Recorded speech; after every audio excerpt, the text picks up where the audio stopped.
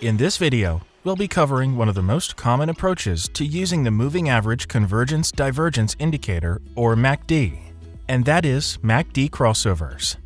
The MACD crossover strategy focuses on when the faster-moving MACD line and slower-moving signal line cross one another. When the MACD line crosses above the signal line, a bullish signal is generated. When the MACD line crosses below the signal line, it's considered a bearish signal. This is because the MACD line is more reactive than its smoothed-out average, represented by the signal line. So, the direction the MACD line moves relative to its lagging average value gives traders an indication of whether the market is moving in a bearish or bullish trend. Notice on this chart how each time the blue MACD line crosses with the red signal line, the associated change in price action.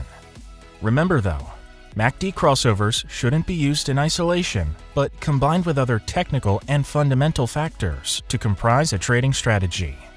Please like or subscribe to our YouTube channel for more trading education content.